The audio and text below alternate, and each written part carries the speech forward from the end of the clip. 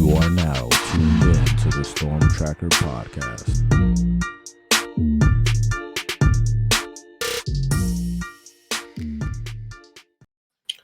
Storm Tracker Podcast here. I'm Marcus Benjamin here with my guy Frank Tucker representing the Crib, South Florida.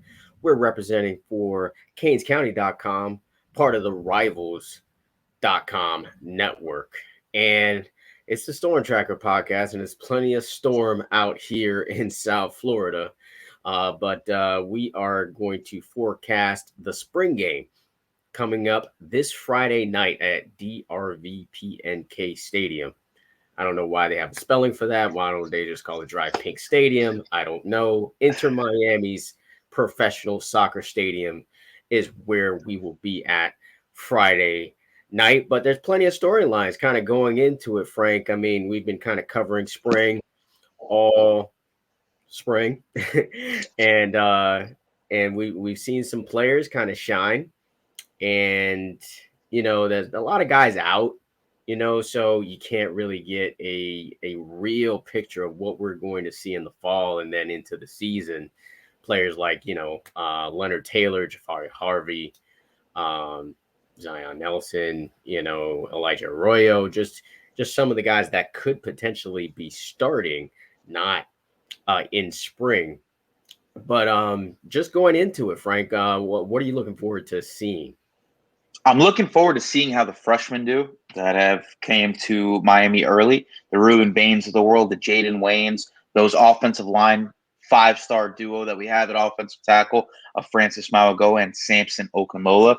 I'm also intrigued to see how the running back situation is going to play out. I know Henry Parrish is pretty much locked in as a starter right now, but Don Chaney's been talked about a little bit, and we know that he's got the pedigree as a former high four-star caliber prospect coming out of high school.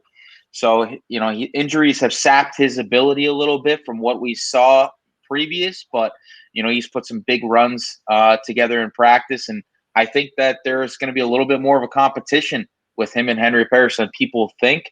And it's going to be interesting to see who can really step up in this spring game, especially when we haven't seen a run game really develop at the University of Miami in a few years now. And with Mark Fletcher still not there yet, Chris Johnson still not there yet, you're going to have to see these guys really show something. Otherwise, these freshmen who were highly touted players come in and potentially take a lot of the reps away from either Henry Parrish or Don Chaney. Yeah, it should be an interesting battle at running back for sure. And, of course, we're not going to see Trevante Citizen. He's still recovering from an injury. And like you said, a couple of freshmen coming in. So this is really going to be the Chaney and Parrish show. And hopefully we do see Chaney back to that form that we saw a couple of years ago. But what I'm looking forward to seeing is just this offense, man. I'm just looking forward to seeing this new Shannon Dawson offense move the football, because this offense was anemic last season. Let's just call it what it is. I mean, injuries or not, they just struggle to move the football through the air and on the ground. So you just kind of want to see some creativity. Of course, they're not going to give away too much with it being spring football, and it's going to be televised. So other ACC schools or scouts or coaches may be looking in on the action, but you kind of want to see something. You kind of want to see something to get the crowd hyped up, and hopefully you see that from this offense. Hopefully you see some moments where the wide receivers are put in some space to make some plays, or even the running backs are looking to kind of make big plays in the open field, as well as the tight ends. You've heard a lot of talk about the tight ends being moved around in different positions, in line, offline, lined up as H-backs, split out. So looking to see that, and just kind of the creativity of the offense. The other thing I kind of want to talk about with this spring game is just the matchups, because there's going to be some interesting matchups that we are kind of going to see. Some of them are going to be seen for the first time. I mean, maybe we've seen some from a distance when it comes to O-line, D-line at practice, but I think we're going to get a more closer look at some of the the offensive D line matchups, the wide receiver, defensive back matchups. Are there any particular matchups that you're kind of looking for, come Friday? Devontae Brown, Colby Young. That's going to be the biggest thing for me. All the things that we're hearing from team practice, that we don't get to see as a member of the media, is that Colby Young has been tearing up this defensive backfield on vertical throws with Tyler Van Dyke throughout the course of, what has it been, 12 practices now. So I'm looking to see how Devontae Brown shines in his first opportunity as a Miami Hurricane, because if we go back to what was the cornerback situation last year, it was Tyreek Stevenson and DJ Ivey getting blurred on a consistent basis, right, against the likes of Mid-Tennessee State and everybody, basically everybody. Pitt, when we walked to that, 45 points in the first 3 quarters, right? It was bad. It was a rough year from a cornerback perspective. The defensive backfield, outside of Cam Kitchens and occasionally James Williams, was overall rough. So I want to see what Devontae Brown can really bring to this team. We don't get to see Damari Brown. He's not in the program just yet. He comes over the summer. But I want to see what he can do. I want to see what Daryl Porter can do. Not so like we know what we're going to get from Ja'Cory Couch, right? He's added a little bit of weight. He's made some noise a little bit, but we know what we're going to get from him out of the slot. There's going to be some split playing time with him and probably a linebacker type player at that position. We know what we're going to get from the safeties. Cam Kitchens is still healthy, even though he was out there with the red jersey the other day. I'm pretty sure he's going to be fine for the spring game. James probably doesn't play in the spring game, even though he's been back to practice. Markeith Williams has looked really solid. I don't think that they're going to put him in a position where he's going to get exposed in any way, shape, or form. So I'm really interested to see what happens on the outside, not only from a defensive perspective, because we know what Colby Young can do, but what is Jacoby George going to do? Because last year, there were high expectations coming into the season. Outside of the suspension and outside of the injury, he looked rough in the spring. He went into that spring game. I think he dropped 3 or 4 passes, not all of them touchdowns or anything like that, but he did not look like the Jacoby George that we saw at Plantation.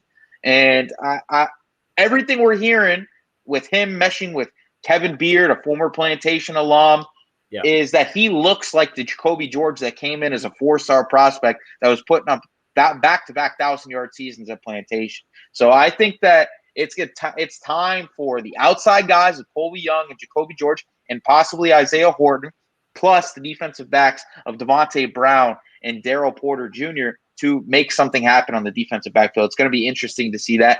That's what I want to see. I want to see who steps up amongst those battles.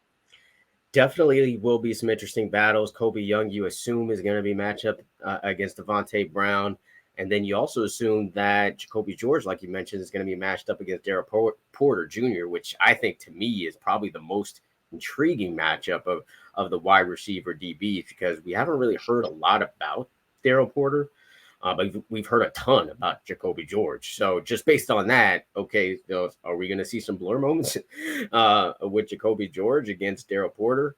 And then you also kind of want to see, you said Ja'Cory Couch, you kind of know what you're going to get from him, but I kind of want to see a more physical Ja'Cory Couch. I mean, I think we all know about his cover skills, and I think he's one of the top cover guys on the team as far as last year.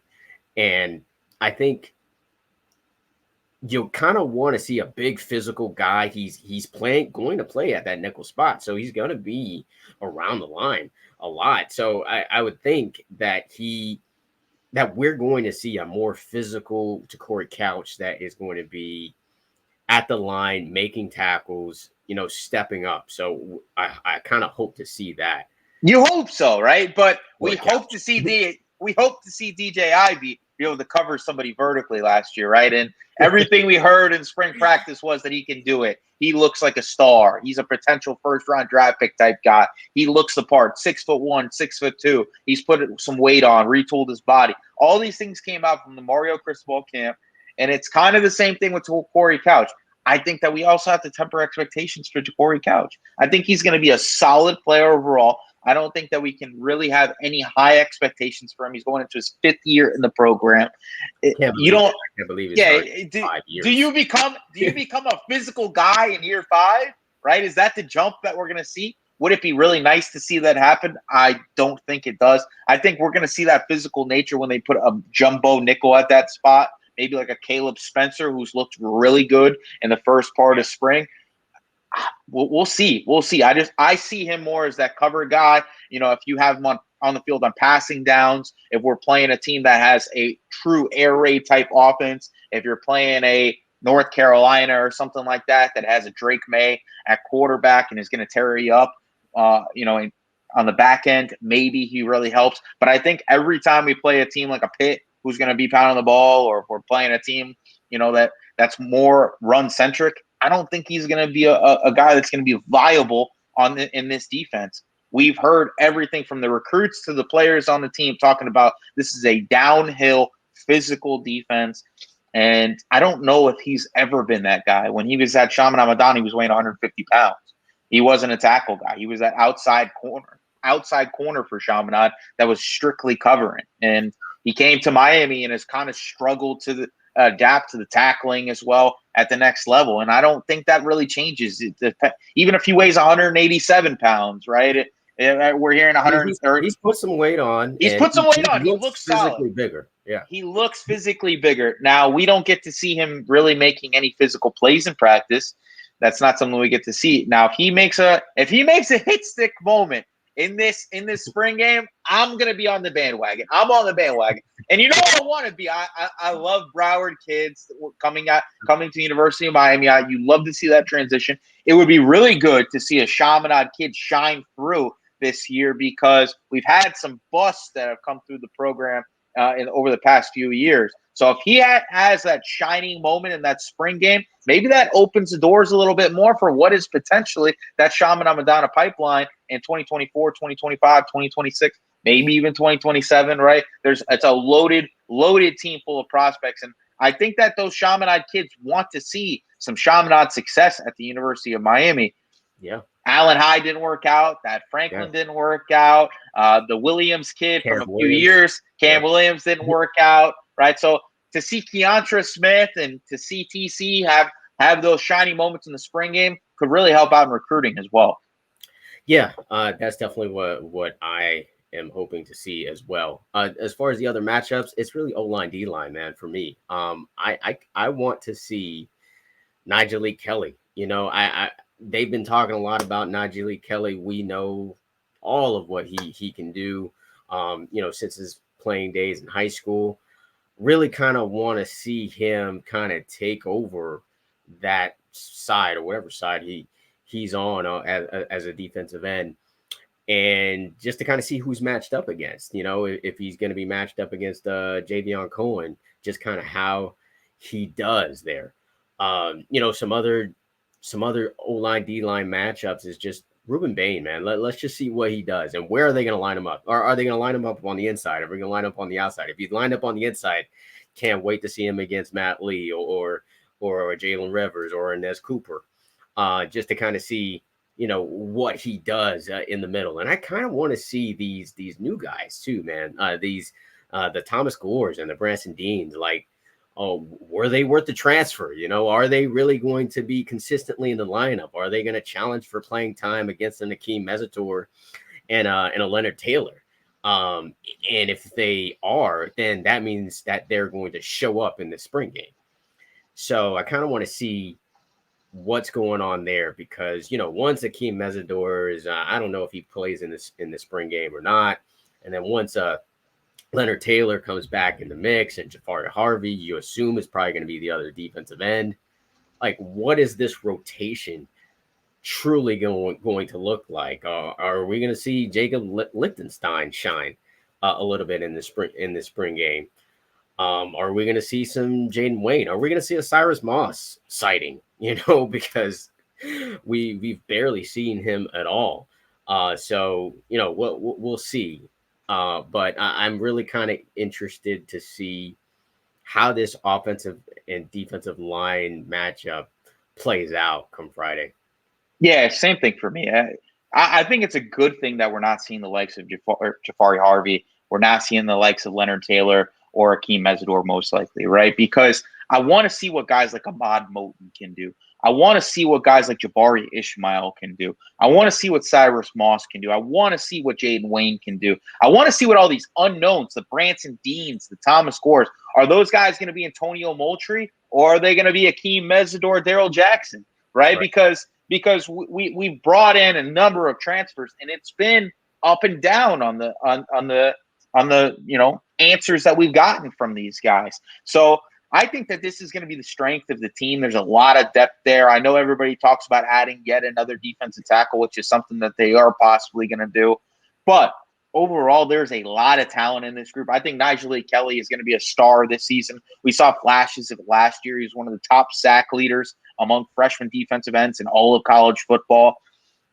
Ahmad Moten is a guy that got nicked up a little bit towards the middle of spring practice, but Mario Cristobal has raved about him since he's gotten there, and his frame has looked even more retooled than we saw at Cardinal Gibbons. And I want to see what he can do, because I think he's going to be a guy that rises up the depth chart. And listen, there's a lot of talent there. And on the opposite side of things, the offensive line, we got to see if Inez Cooper is going to be able to keep up that strong string of success that he had stemming from last season. He's a guy that Mario Cristobal and Alex Mirabal absolutely love. They gave him the option to choose if he wanted to be a defensive tackle or an offensive guard. He chose the offensive guard spot and has seemed to be running with that.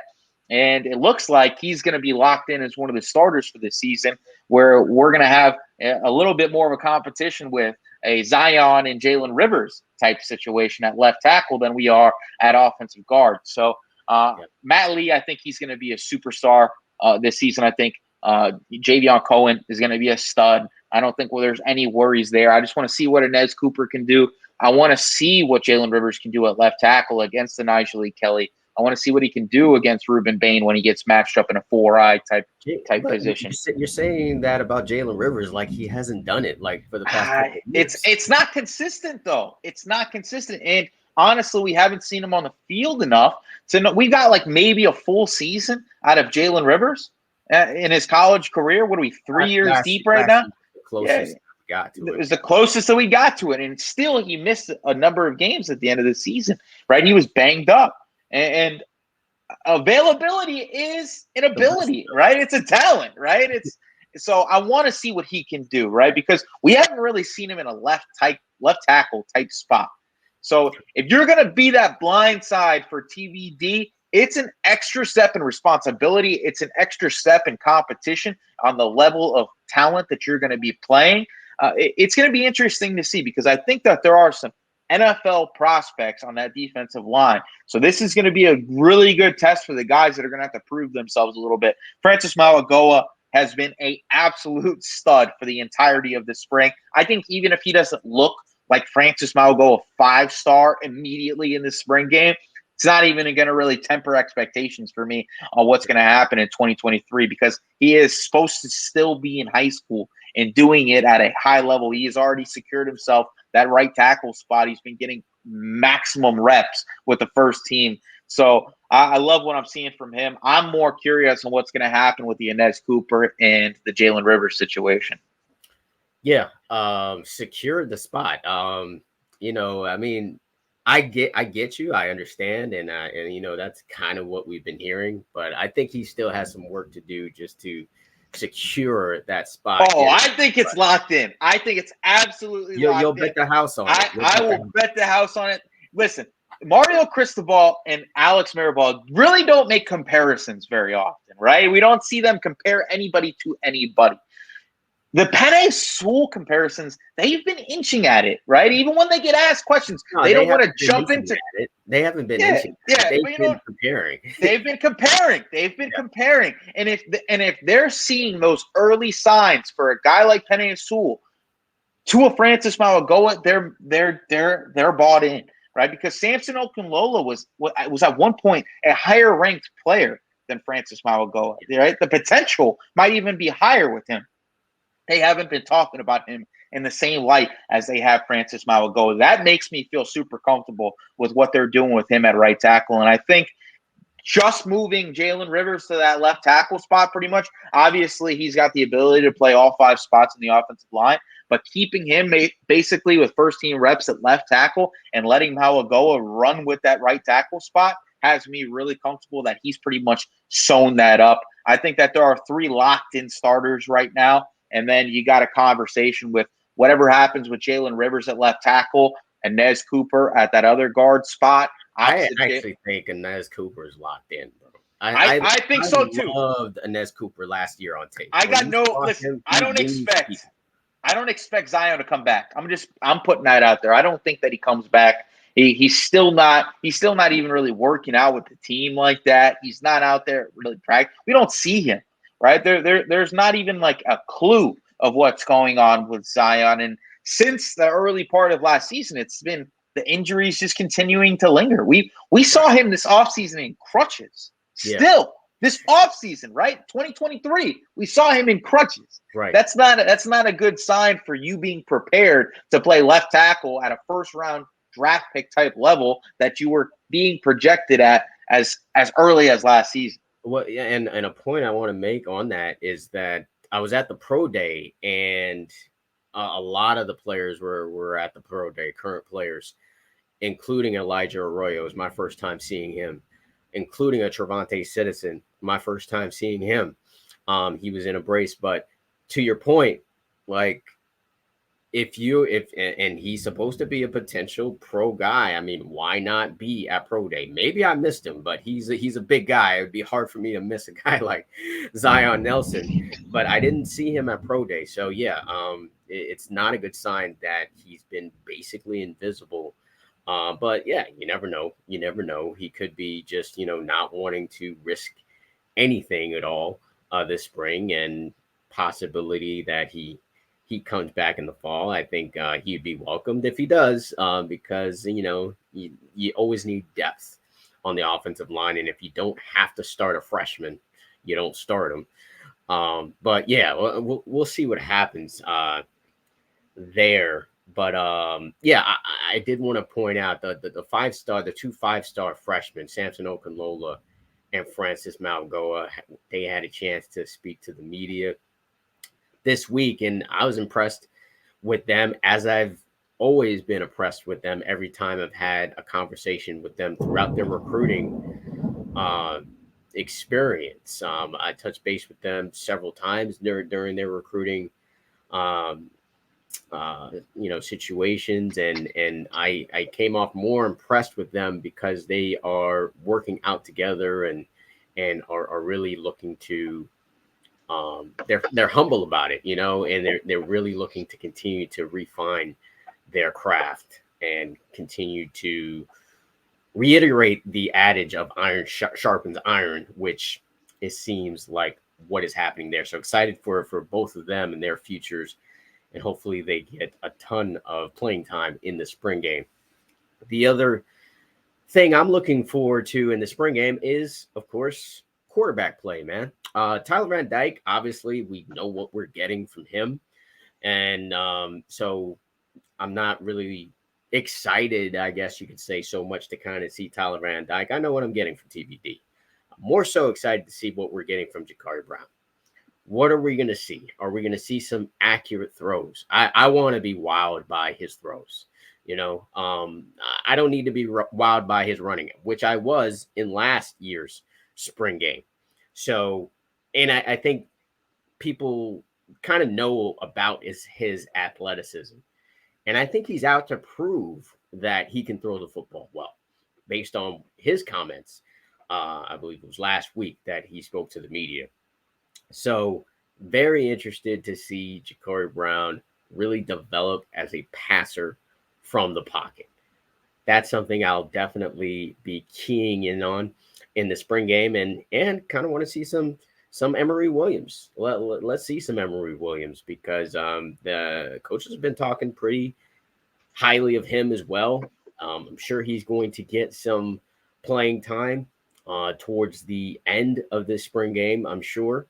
So really excited to kind of see him and just to kind of see him throw against college level competition because, we've seen his tape and his competition wasn't the best. Let's just say that. I mean, he didn't play against high level competition. And I think that was kind of the knock or the question about him. So now it's going to be obviously a step up in level and competition, even though it might be against the second or third team. It's still going to be an indicator of what we have with Emory Williams, because this Emory Williams could potentially be the quarterback in 2 to 3 years. He could be the guy that Miami will be hoping makes plays for them. So that's the other thing I'm looking forward to is QB play.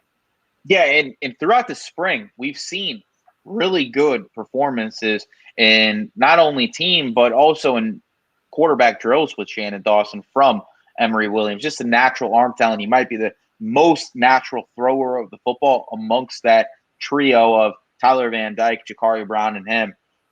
I think that Miami has been looking for traits at the quarterback position instead of recruiting the highest ranked guy. We heard a lot of rumors that they even liked Emory Williams more than a Jaden Rashada last year. They were bringing in Rashada more for the recruiting aspect of what he brings, from a popularity standpoint, basically. And I think that they're doing the same thing in this class with Judd Anderson, both tall quarterbacks with, solid athletic ability, really good natural throwers of the football, accurate from the intermediate to the long throws. And I think that, there's some potential there with Emory Williams. And I think that, if he makes some quick strides, Ja'Carri Brown better step up. And we've seen Ja'Carri Brown make some big plays throughout this spring, so I think he is doing just that. But Emory Williams has looked really good, especially as a kid who's, once again, still supposed to be in high school. So I like what I'm seeing from him. But you want to talk about the potential transfers? This transfer window is going to open up again, and I think it's going to be even crazier than it was the first time around. Yeah, we'll touch on that in a second, but just to kind of put a bow on the spring game preview here, who will we be talking about that had a big game in the spring game? I'm going to go one offense, one defense. I'm going Colby Young on the offense. I think he's going to have a huge day. Listen, coaches, high school coaches that have been at practice, the players that are going out to practice, you talk to guys within the program. Colby Young is a potential first-round draft pick, and I think he has only gotten bigger and stronger. He's still fast, and he's still 6'4". And listen, there are going to be times where he drops maybe the easy one, but he makes some exceptional plays that we haven't had at the wide receiver position in a long time. And I think he's going to start that hype process for him as soon as Friday. And on the defensive side of the ball, I kind of started the hype process for you. Started the hype process. Hey, amongst Hurricane, right? Hurricane Nation, you started it. But I think the NFL draft hype is going to start coming as soon as this spring game. If a 6'4" receiver with draft eligibility starts going out there and doing some really stupid things and has a Charleston Rambo type season with the consistency that maybe we didn't get from him, plus the athletic traits that Charleston Rambo really didn't have compared to Colby Young, I think that we could be looking at a very early round draft pick with Colby Young this time next year. But the guy on defense that I'm really going to be looking at is Wesley Bissainthe. I think that he's going to be the Energizer Bunny of this defense. I know everybody is going to want Cam Kinchins to make a play, which he probably will. And I think that the defensive line is going to do some solid things. But with a spring game, right, we're not hitting quarterbacks, right? They're probably going to call the quarterbacks dead before, a guy like a Nigel Kelly has a chance to really clean them up. So I think that Wesley Bissainthe, with guys in space, his chance to drop into coverage as a will linebacker is going to make some huge plays that really get people going. We saw him make some really big hits last year that we haven't seen from linebackers. That was what we were missing from the Corey Flaggs and the Keontra Smiths and even the guys before that, right? We just haven't seen explosive linebacker play at Miami in a long time. It's very similar to receiver. It's been, just kind of run-of-the-mill guys. I think Wesley Bissainthe, with the weight that he's added and the experience that he now has going into his second season, is going to jump up and be the leader of that defense outside of Cam Kinchins. And that'll be my defensive MVP for Friday. I'm actually really excited about the linebackers overall, which is probably something I haven't said going into the spring game in probably about 3-4 years, maybe. But I'm going to start on with linebackers as well. I think Francisco Mauigoa is going to be all over the place. He already had an interception against Tyler Van Dyke in a scrimmage. He already has that experience playing in the Pac-12, and he made plays over there at Washington State. I mean, Pac-12, yeah, probably not the best competition, but, not the worst either. So I really think Francisco Mauigoa is going to make some plays. I think he, I love Wesley as well. And I think Wesley, obviously, I have an affinity. Wesley covered him for a while. And, but I think Francisco Mauigoa is going to make a lot of plays on Friday night. And that's who I'm betting that will be talking about him. And on the offense, I think it's an easy pick because the tight end position is a position that is kind of a safety position. It's kind of like, okay, where, I can't find anybody. Oh, I'm going to dump it off to the tight end. And tight end, as we see a lot in this offense. So I'm going to go with Jaleel Skinner, man. I think Skinner is going to kind of show why he was so highly touted coming out of South Carolina and by way of IMG. And so I think he really shows what he can do, shows his athleticism, makes some big catches, and scores a touchdown in the spring game. That's what I'm betting on. Just because, usually tight ends kind of eat in these type of games. Tight ends and running backs, I think, kind of eat offensively in these games. And I think Jaleel Skinner is gonna have a breakout game, is due for a breakout year. So yeah, you want to talk about the transfer portal? Yeah, man. I'm looking at two guys at skill position spots. Jaquay Jackson is Division II receiver that is blown up in recruiting. 6'2", 180, 185 pounds, had huge numbers as a Division II All-American last season, and was just down here in South Florida for an unofficial visit after Rutgers. Was at West Virginia, and I believe he's been at Pitt as well. But from everything that we've heard, it seems that Miami is a spot that he really likes. And if you look at the pictures and everything that you're hearing, the energy was really good between him and that coaching staff on the visit. So, he's a guy that I'm going to be watching as a guy that can transfer in and really help with outside talent, something that Miami doesn't have a lot of depth at right now. I know you got Isaiah Horton and you got Colby and you got Jacoby George, but we haven't seen a lot of Michael Redding this spring due to injury. He's been in a red jersey the entire time. Also, the same thing with Frank Ladson, and those are two guys that really under-delivered last year and even the year before that with Redding. So I think that if you can bring in a guy who could have a impact immediately, like a potential Colby Young type impact in this offense, you bring that guy in and you make him a priority. I also think that there is a corner everybody needs to watch, and that's Sion Lole.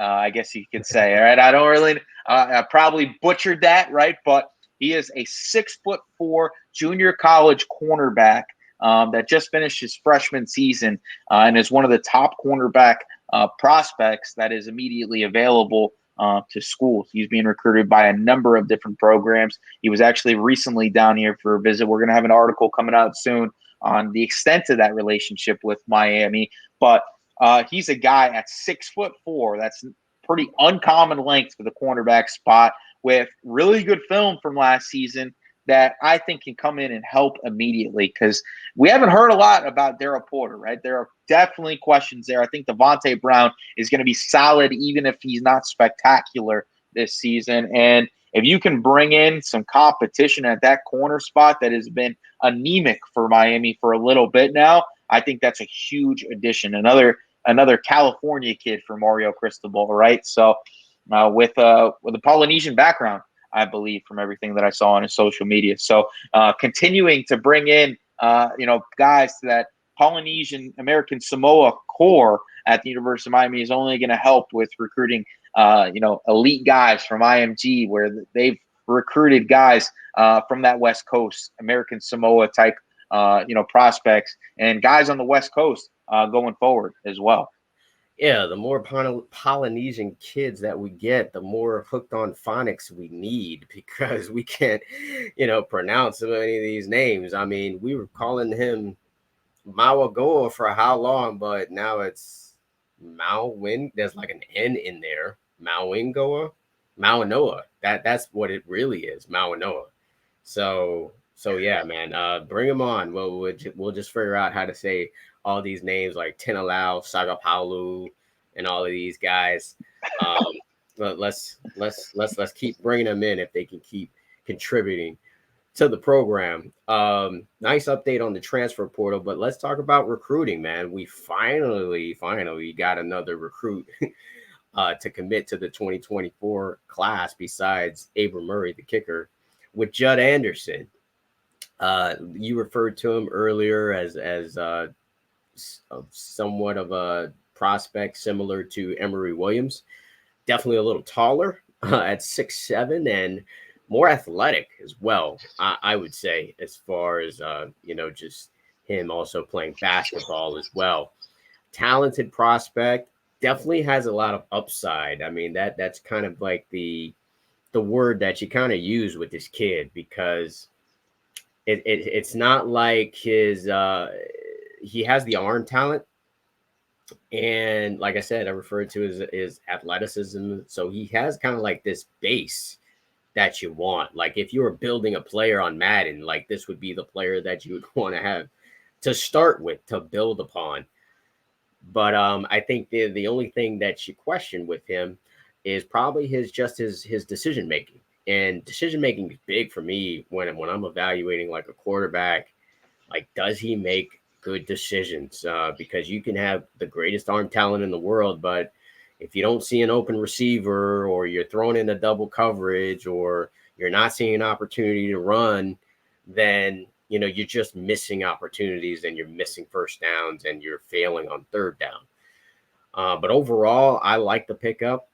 I think he is a good promoter of the program because every time I go to my Twitter, he's trying to get another player like Ricky Knight to commit to the program or Chance Robinson as late. So yeah, I like him committing to Miami. I think the question now is, do they take another quarterback? 100%. There's going to be a second quarterback in this class. I think last year they punted on the idea after Jaden Rashada decommitted to grab a second quarterback. They didn't want to rush the evaluation process for that position. I think that they're going to do the same thing this year, right? Where they got their guy that they liked as a project for this position. That hit all the check boxes for the traits that they are looking for a potential signal caller in this offense.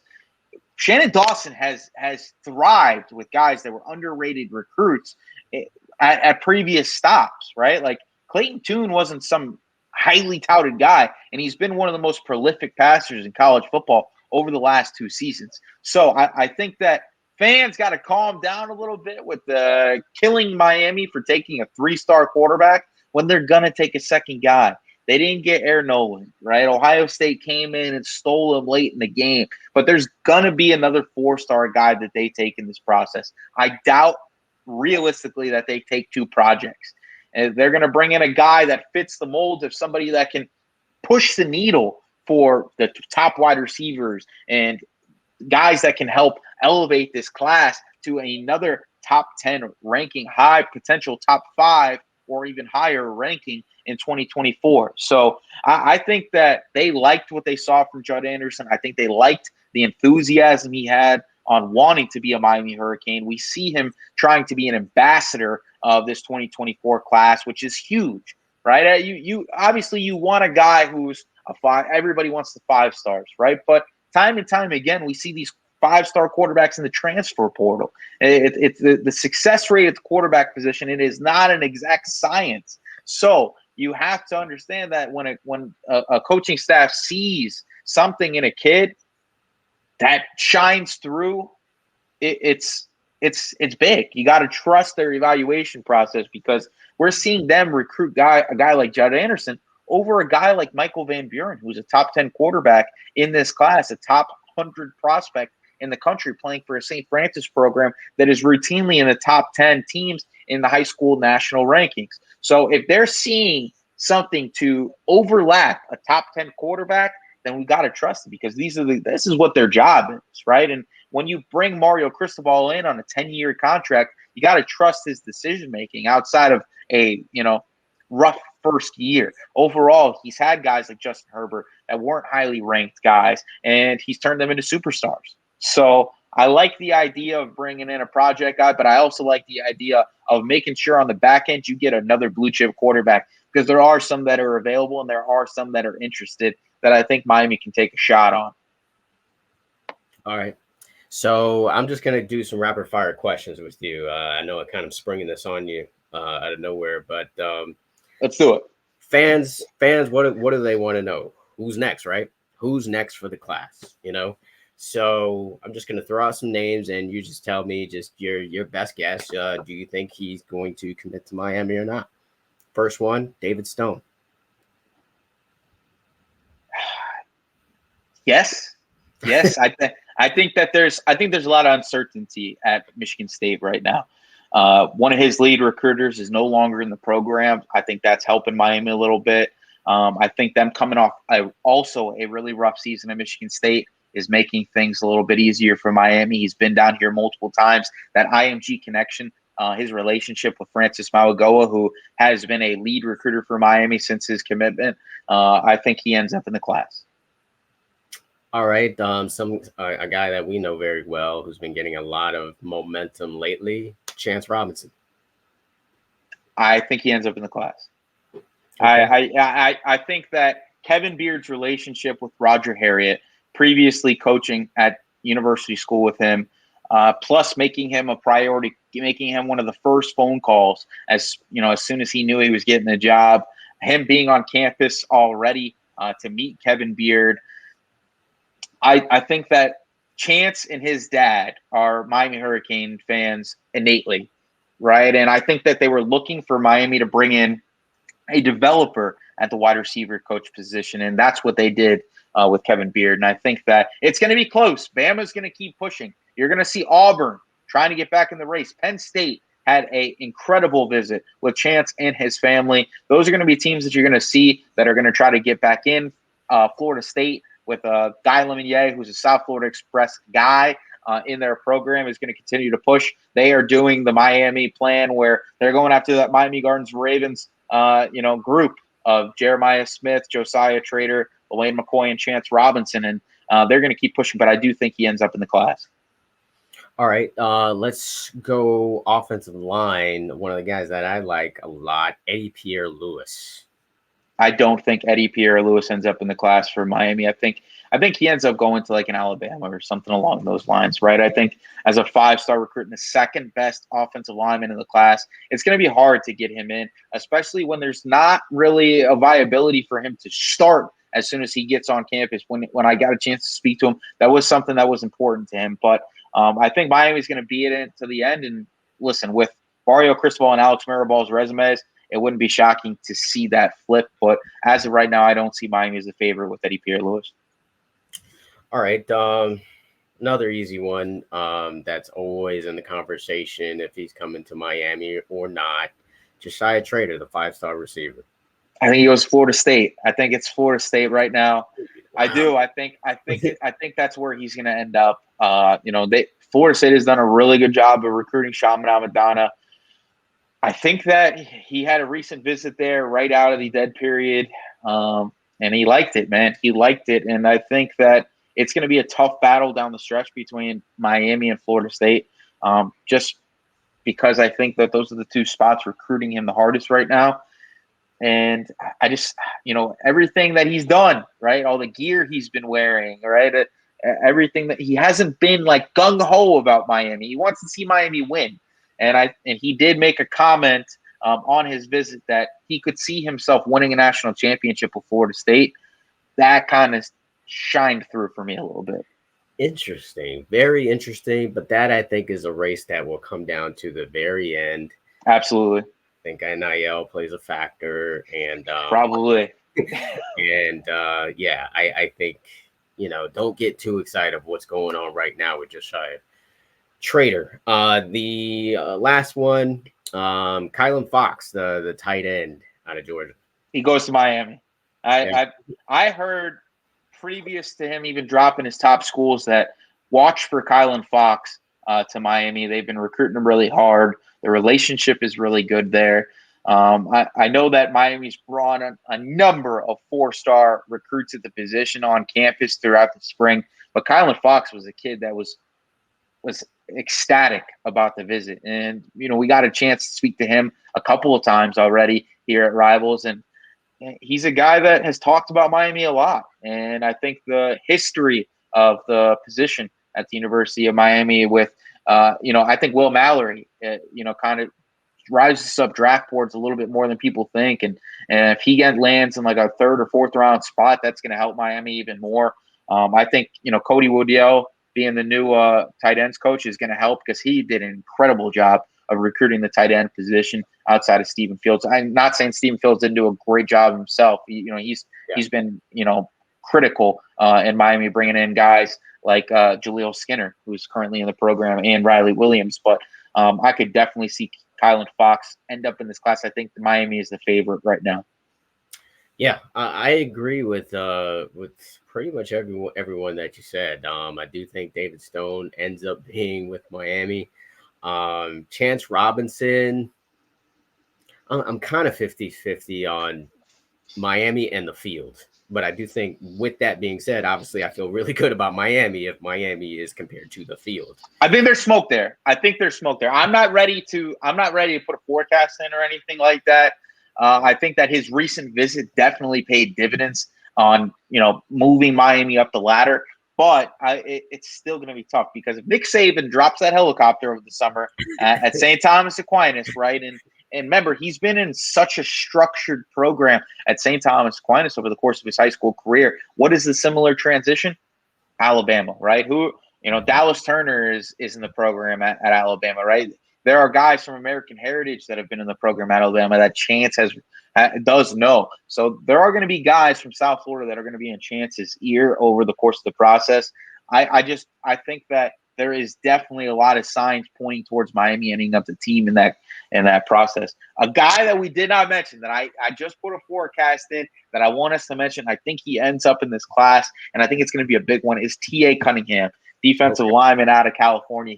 I wasn't sure if you wanted to mention that or not. Mark my words. Listen, we can't go into too much detail right now, but I do want to let you guys know that there are definitely signs in place for him to end up in this class. I think he's virtually a lock to the University of Miami, and I'm loving it. I'm loving it because I think him and his brother, are going to be two of the top players in the country.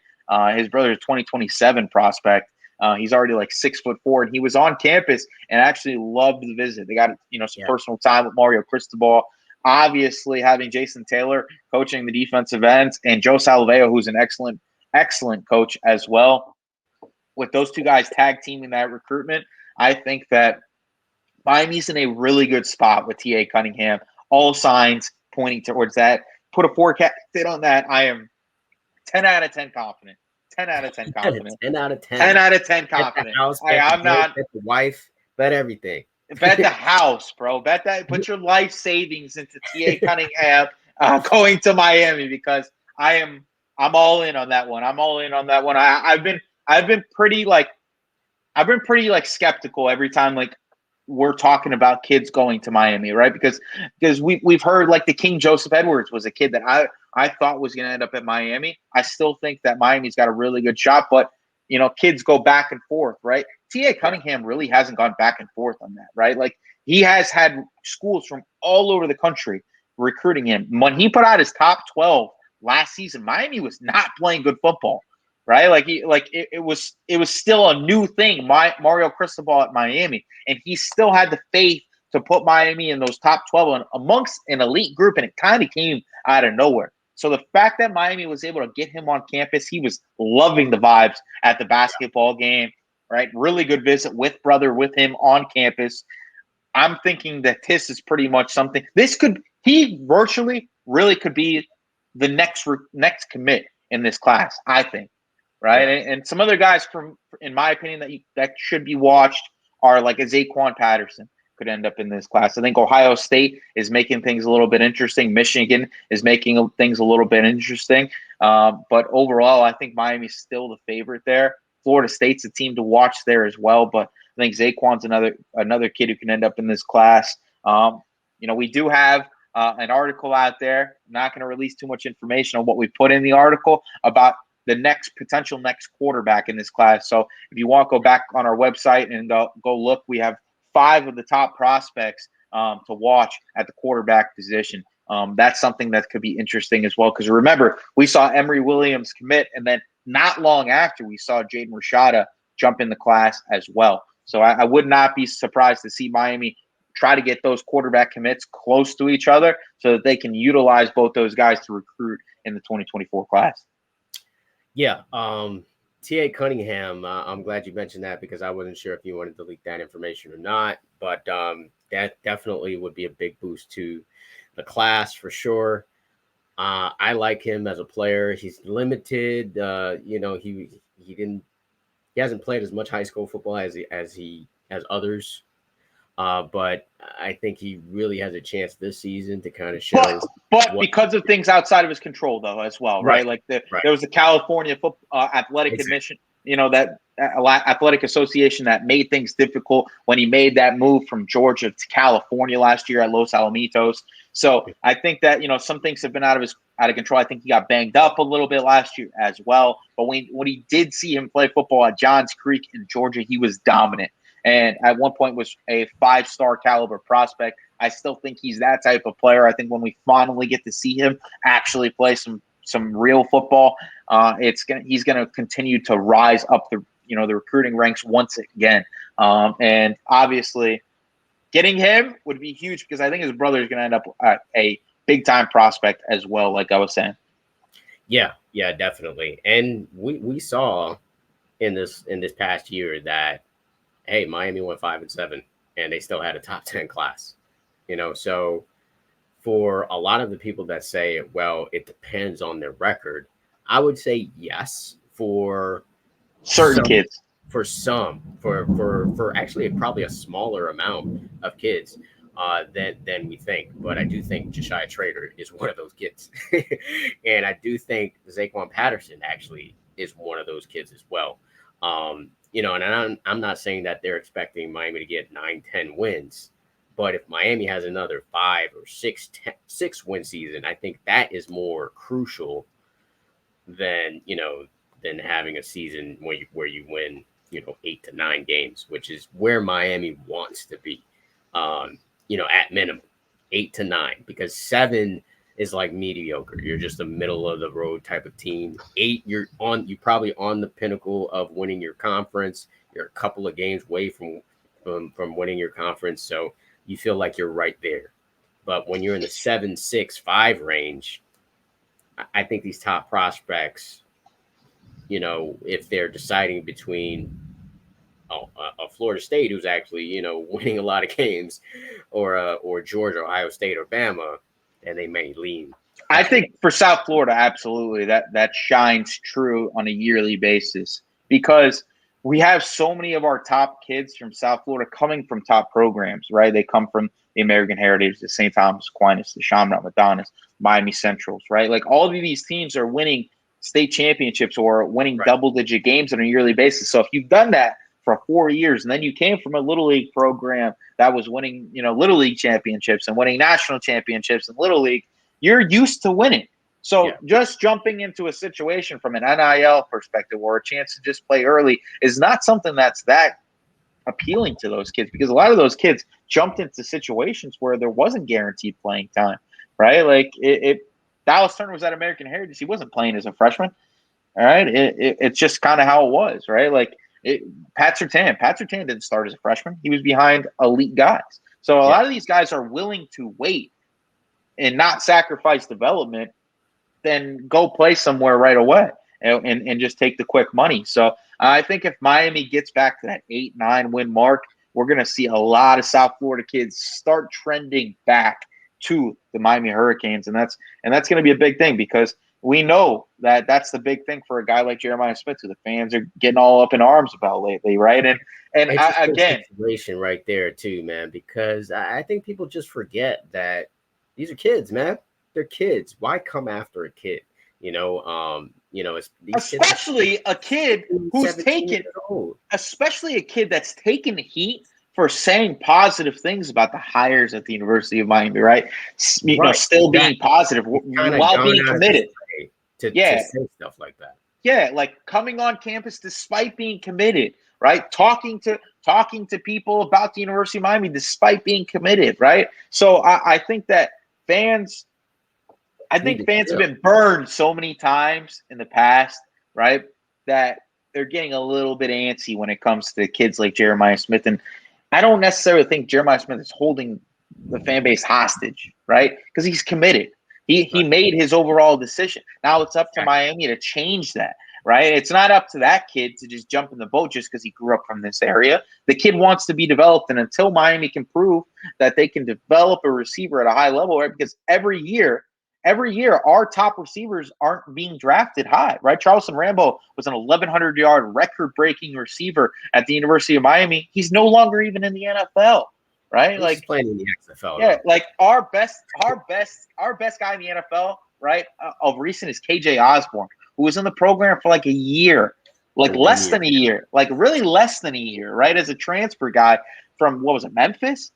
So Buffalo. It's like Buffalo, right? Even worse, right? Like unless you're Khalil Mack, right? Like Buffalo didn't do anything for you. So, for me, we got like the staff has to prove it, right? Kevin Beard's coming from Toledo. He's not coming from the University of Alabama or something like that, right? So, I think if Colby Young has a really good year this year and his draft stock seems to rise, if Jacoby George can really have a good year, if Xavier Restrepo can hit that mid-round grade maybe at the end of the process, I think that Miami could get back into the race. But if fans are coming at the 5-star kid crazy, right? That's nuts. That's it. Like we're like don't cut off our knees, before things even happen, right? Like yeah. I mean, it's just a terrible situation for a really, really good kid overall. I mean, Jeremiah Smith is kind of your prototypical player that you would want. He's a professional daughter dater. That's what he is. I say it all the time. If I had a daughter, I'm throwing her to the Jeremiah Smith, sweepstake, because that kid is an excellent kid outside being an excellent football player. That's why it's even more disappointing to see him being pushed to a level where he has to clap back at grown men out there who are mad that he's not intending to stay home to Miami. So I mean, it is what it is. These kids make their own decisions, but the thing is that Miami's going to keep pushing. Miami's going to continue to push. Miami, you think because he said I'm not coming to Miami anymore that they're still not going to try to get him back on campus? You saw what Dennis Smith said. He put out a whole. You didn't see the tweet. He put out a whole tweet. He said, the real fans will love the kids that want to come to Miami. And then, like, at the end, he put still love and then 2 hearts and then 4. So I don't know what that entails. You know what I'm saying? But it seems like we were trying, our staff, which I like, right? You're putting out fires, right? The wreck fires, right? We're letting him know, listen, there is still love on this end, right? Some crazy fan, flipping out about your commitment to Ohio State, right? And you being supportive of a kid like Aaron Nolan going to Ohio State, who you are currently committed to, is not a big deal on our end. So I like to see the staff doing that.